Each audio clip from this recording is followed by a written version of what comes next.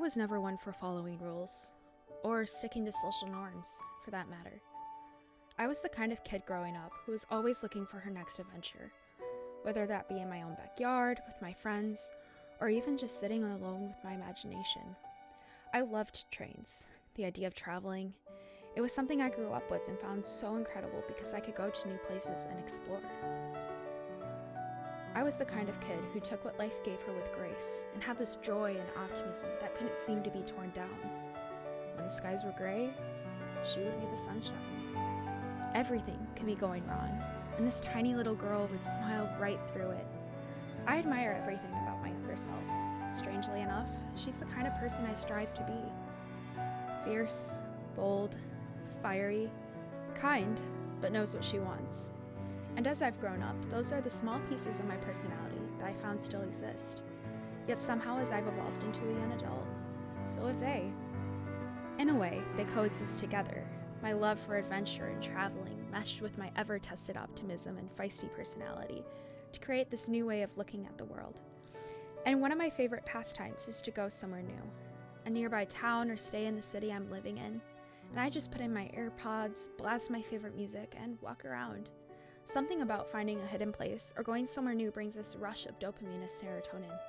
And sure, I find that in other ways, like hanging out with my amazing friends or blasting music with the windows down in the car. But nothing compares to the feeling of just letting go. Letting go, taking time to myself, breathing fresh air instead of feeling suffocated. And that's the beauty of exploring, of finding someplace off the written path. You find some of the most beautiful hidden gems that you don't see with the naked eye or at fast glance. You see things for what they are, not as a possibility or what they could be. There are new places to be stumbled upon, things to be done, people to meet, experiences to happen.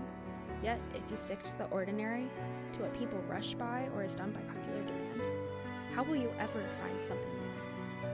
Personally, I think there's no better feeling than leaving the big city behind. As much as I am a city girl and love my life there, being born and raised in Wisconsin, where you find things to do and explore rather than go out, has left this thirst in me.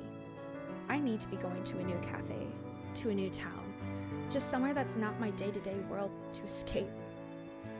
And it's in these new places that I can fully let go and disconnect.